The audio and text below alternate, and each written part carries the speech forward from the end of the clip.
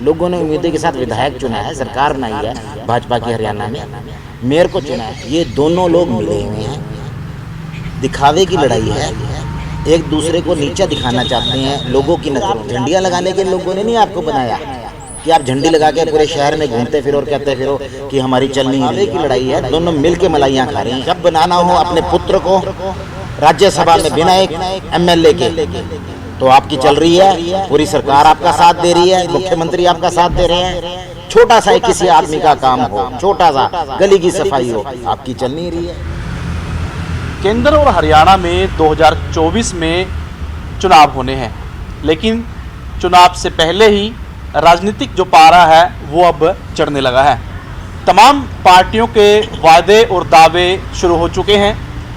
राजनीतिक बातचीत करने के लिए मेरे साथ रोहित जैन हैं, जो कि हरियाणा प्रदेश कांग्रेस कमेटी के कोषाध्यक्ष रहे हैं और अभी बार एसोसिएशन अंबाला के प्रधान हैं। बात करते हैं जैन साहब, अगर बात करें हरियाणा की डबल इंजन और अंबाला में ट्रिपल इंजन की सरकार है, तो ये 9 साल कैसे देखते हैं और अंबाला में क्या कुछ विकास के जो दावे किए जाते हैं उनको किस तरीके से आप देखते हैं?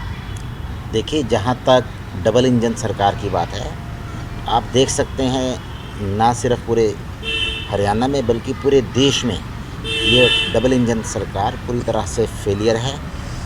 बेरोजगारी आज देख सकते हैं पूरे देश में चरम सीमा पर है।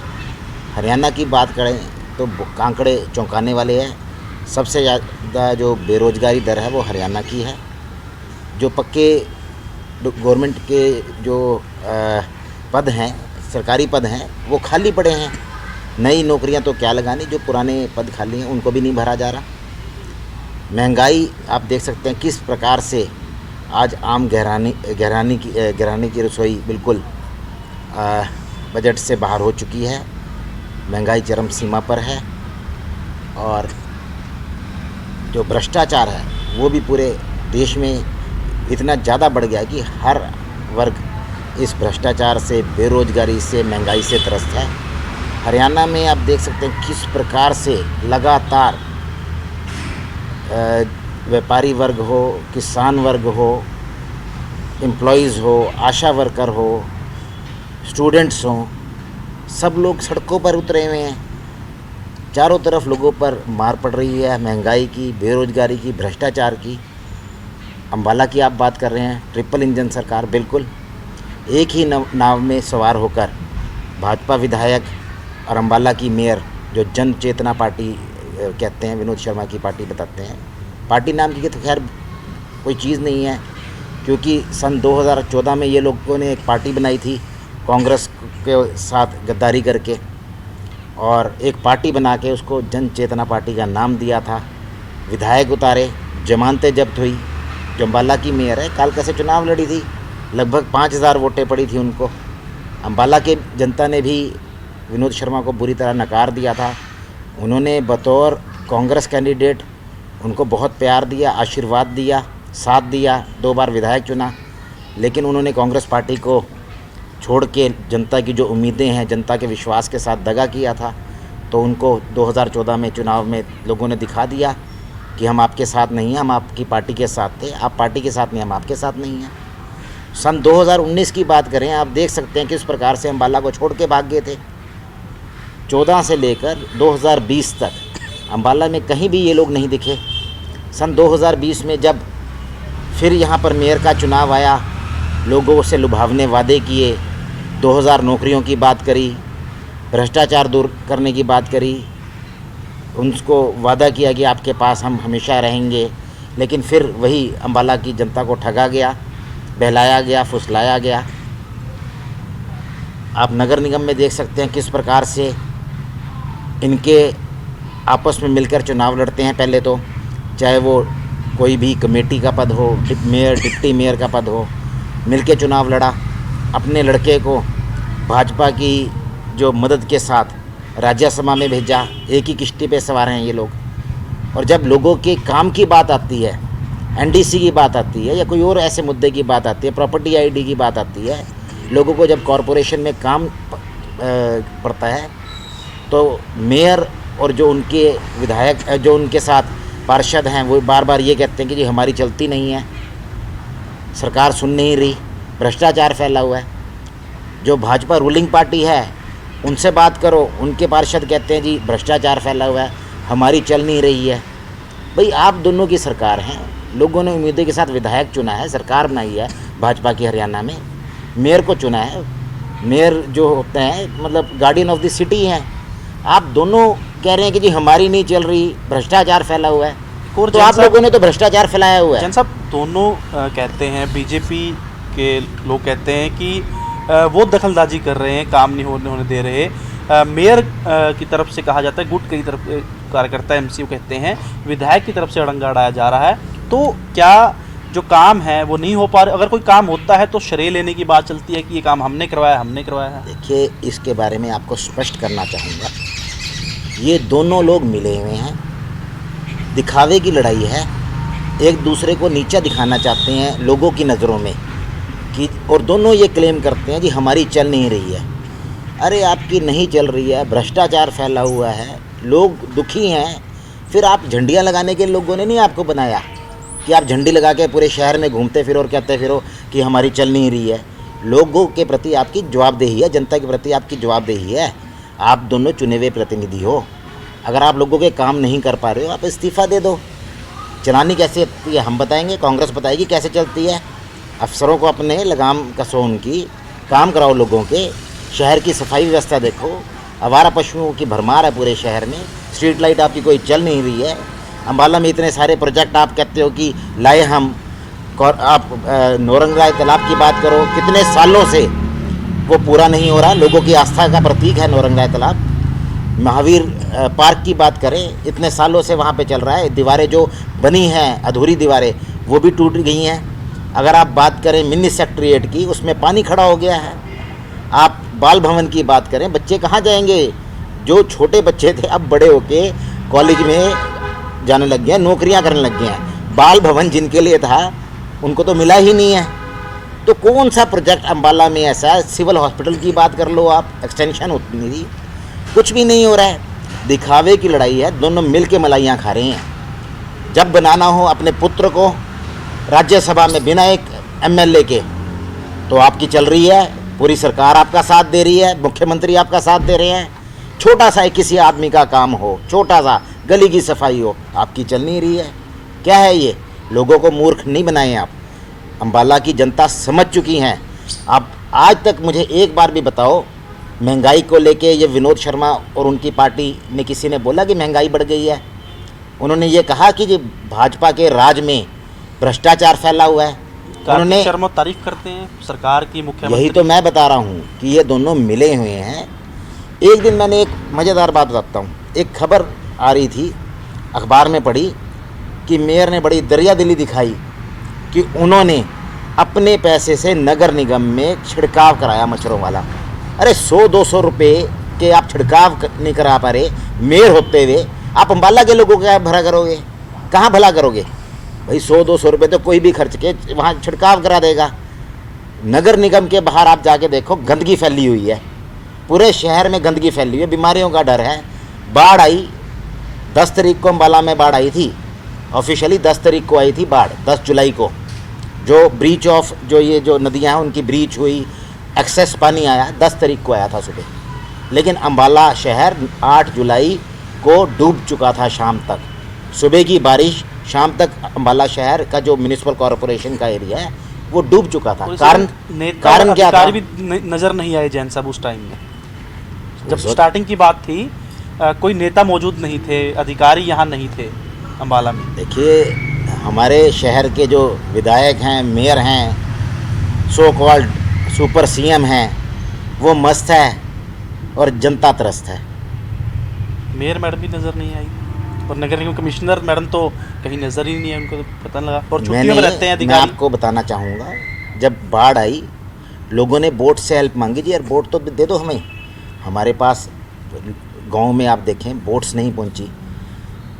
बोट्स आपने देखा होगा, आप लोग फील्ड में रहे, पत्रकारों ने काफ़ी कवरेज की इस चीज़ की। एनडीआरएफ की बोट्स पहुंची, आर्मी की बोट्स पहुंची, वो भी 2-3 दिन बाद। अम्बाला जो नगर निगम या डिप्टी कमिश्नर के पास जो वहाँ पे प्रबंधन है बोट्स का, वहाँ पे एक आपने देखा होगा, कभी आप कोर्ट कॉम्प्लेक्स की तरफ चले जाओ तो 4-5 बोट्स रखी हुई हैं और जो ट्रैक्टर ट्रॉली होती है उसके पीछे रखी हुई हैं। वो कहाँ थी उधर? वहाँ फील्ड में तो थी नहीं। पूछा गया इनसे, जी क्या किया जाए, बोट्स नहीं है आपकी? वो कह रहे जी अभी रिपेयर हो रही है। पूरे शहर में बाढ़ के बाद क्या आपने हालात देखे, किस प्रकार से गंदगी थी, फॉगिंग होनी थी, आज तक नहीं हुई है फॉगिंग। फॉगिंग के बारे में कहा गया जी फॉगिंग कर दो, 6 पता चला कि इनके पास मशीनें हैं फॉगिंग की, सारी ख़राब हैं। बजट उसको ठीक कराने का, उन फॉगिंग मशीन्स को ठीक कराने का बजट कब आ रहा है? वो अगस्त में आ रहा है। तो आपने फॉगिंग की तैयारी नहीं करी, बाढ़ की तैयारी नहीं करी। जनता किस बात का टैक्स दे रही है आपको? अपने पैसे से आप कहते हो जी हमने छिड़काव करा रहे हैं, तो लोगों का जो टैक्स का पैसा है वो कहाँ जा रहा है? बड़ा गंभीर विषय है। जनता जवाब चाहती है इस बात का, कांग्रेस पार्टी जवाब चाहती है। सर, कांग्रेस पार्टी की आपने बात की, जब कांग्रेस की सरकार थी मैं देखता था कि नैतिकता के आधार पर इस्तीफे मांगे जाते थे, कई नेताओं ने आपके दिए भी। बीजेपी की सरकार में आज तक किसी नेता का इस्तीफा नहीं हुआ। महंगाई की बात करें, उस टाइम में बहुत जान धरने पर, क्या कांग्रेस कमज़ोर रही कि झुका नहीं पाई बीजेपी को और अड़िंग नज़र आई? और कई मंत्री, चाहे उसमें बृजभूषण की बात हो, संदीप सिंह की बात हो, क्या कांग्रेस भी विपक्ष का रोल निभाने में कमज़ोर रही या फिर स्टैंड बहुत स्ट्रॉन्ग लिया गया बीजेपी के द्वारा? नहीं, देखिए मैं ये कहना चाहूँगा, जो कांग्रेस के जो नेता हैं उनमें नैतिकता है और वो समझ सकते हैं कि अगर जनता किसी बात से अगर परेशान है तो नैतिकता बनती है उसकी जिम्मेदारी लें, जिम्मेदारी से ना भागें और उसको जिम्मेदारी समझते हुए चीज़ को ठीक करने की कोशिश करते हैं। कहीं आपने देखा होगा कोई ट्रेन एक्सीडेंट भी हो गया तो रेल मंत्री जिम्मेवारी लेते थे, हाँ जी मेरी जिम्मेवारी बनती थी, मेरे टेन्योर में एक्सीडेंट हुआ है, मुझे इस्तीफ़ा देना चाहिए, मैं कहीं सक्षम नहीं रहा इस चीज़ को हैंडल करने के लिए। लेकिन दूसरी तरफ आप देखेंगे भाजपा के नेता, वहाँ बृजभूषण शरण सिंह, उनके खिलाफ अंतर्राष्ट्रीय ख्याति प्राप्त हमारी खिलाड़ी हैं, जो महिला खिलाड़ी हैं, बेटियां हैं, इस देश की गौरव हैं, वो यौन उत्पीड़न का जो एलिगेशंस लगाते हैं, कोई इस्तीफ़ा नहीं लिया जाता। अब हरियाणा की बात करें, खेल मंत्री संदीप सिंह, उनके खिलाफ इतने गंभीर आरोप लगे, मुख्यमंत्री ने कहा कि अगर उनके खिलाफ जांच में कुछ आएगा तब उनका इस्तीफ़ा लिया जाएगा। कांग्रेस ने इस बात का विरोध किया कि अगर जांच प्रॉपर होनी चाहिए, फेयर होनी है तो इसके लिए इस्तीफ़ा लिया जाए, लेकिन मुख्यमंत्री इस बात में अड़िग रहे, उन्होंने इस्तीफ़ा नहीं लिया।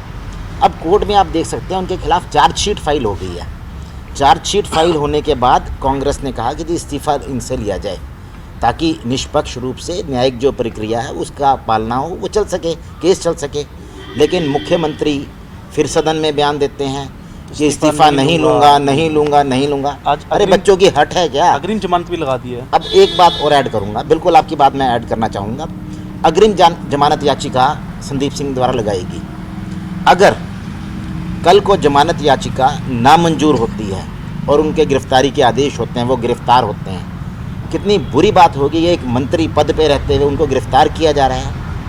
मैं तो ये कहना चाहूँगा कि मुख्यमंत्री जी लोगों की भावनाओं को समझें, कानून को समझें, संदीप सिंह से इस्तीफ़ा लें, नहीं तो उन्हें बर्खास्त करें। अच्छा, आने वाले टाइम की बात करें, बीजेपी की बात की, पार्टी की, कांग्रेस में सब ठीक ठाक है?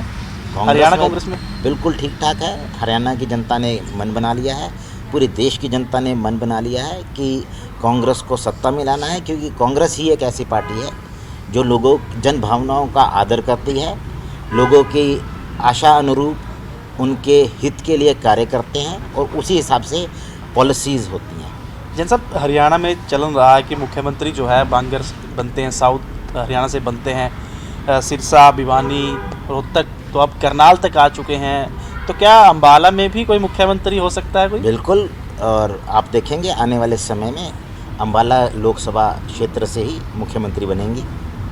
तो कुमारी शैलजा की तरफ बात कर रहे हैं आप? सबको पता है ये तो। अच्छा, एक अलग ग्रुप बनाया है, एसआर के बोल रहे हैं, हुड्डा गुट अलग है, एसआर के अलग है, क्या लगता है, क्या 2019 की तरह तो नहीं हो जाएगी, हाथ आई चली जाएगी, मुँह ना लगी? देखिए मेरी बात, जैसे आपने कहा जी एसआर के ग्रुप बन गया, हुड्डा ग्रुप बन गया, कोई ग्रुप ऐसा नहीं है। एक पार्टी में रहते हुए अपने अपने नेताओं में आस्था जताते हुए पार्टी के प्रति सबसे पहले आस्था है, फिर नेताओं के साथ लग के ही एक नेता में विश्वास होता है कि हमारी आवाज़ को वो आगे पहुंचाएंगे। तो ऐसे नेताओं के साथ लगे हुए हैं। विचारधारा एक है, लक्ष्य एक है, रास्ता भी एक है, अपने अपने नेता के थ्रू है। और आपको एक बताना चाहूँगा कि जब दो लोग इकट्ठे काम करते हैं तो कंपटीशन जो होता है कि मैं अच्छा करूं, तो अच्छा करने की भावना है। अगर हम कंपटीशन में आएंगे, ज़्यादा से ज़्यादा लोग, मैं और साथ में कोई और साथी हो, और दोनों आपस में होड़ लगे कि मैं ज़्यादा लोग ले आऊं, या वो दूसरा कहे कि मैं ज़्यादा लोग ले आऊं, तो नेचुरल सी बात है कि ज़्यादा लोगों को पार्टी के साथ जोड़ा जाएगा।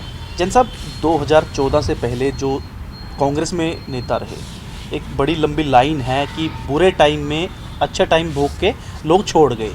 तो जब दोबारा वो पार्टी की तरफ अगर रुख करते हैं तो क्या पार्टी में लिया जाना चाहिए? निजी मत क्या रहेगा और कांग्रेस का मत इस बारे में क्या है? देखिए, जहाँ तक मेरा निजी मत है तो ये ज़रूर कहना चाहूँगा, जिसने पार्टी के साथ गद्दारी की है वो अब देख रहे हैं कि इस वक्त पार्टी की सत्ता में आने की प्रबल संभावना है। संभावना क्या, विश्वास है लोगों का, लोग पार्टी को सत्ता में लाना चाह रहे हैं। तो ऐसे पार्टी जो लोग हैं जो गद्दारी कर गए हैं कांग्रेस के साथ, जिन्होंने जनता के साथ विश्वासघात किया है, उनको पार्टी में किसी भी हालत में नहीं लिया जाना चाहिए।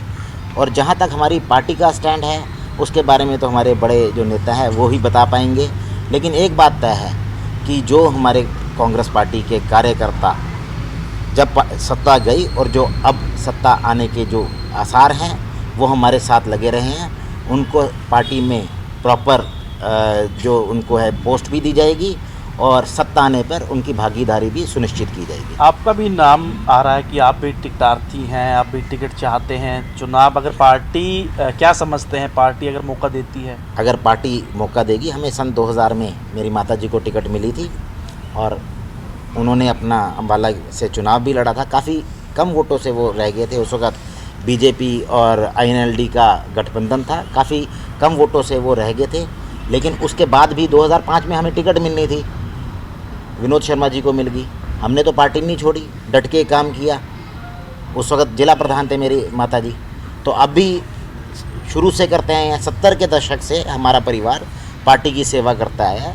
और अगर हमें आगे कोई जिम्मेवारी मिलती है, इलेक्शन लड़ने के लिए कहा जाता है, तो हम पूरे जोर के साथ, पूरे डट के पार्टी को रिप्रेजेंट करेंगे। आपके विधायक हैं असीम गोयल, 9 साल बेमिसाल की बात करते हैं। क्या लगता है, वादों पर खरे उतर पाए हैं अपने, या अब तीसरी बार हैट्रिक की बात की जा रही है? देखिए, 9 साल उनके बेमिसाल हो गए, उनके 9 साल पूरे बेमिसाल रहे हैं उनके लिए।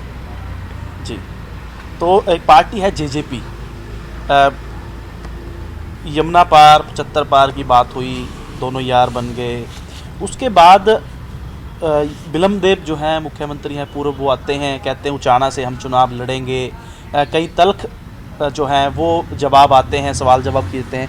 क्या लगता है कि गठबंधन दोनों पार्टियों का है, क्या चल पाएगा? क्योंकि मुख्यमंत्री बनने की बात करती है JJP की, उप हटाना है, और BJP वाले कहते हैं कि सपने लेने में कोई हर्ज नहीं है। देखिए, जो ठगबंधन होता है वो ज़्यादा देर नहीं चलता।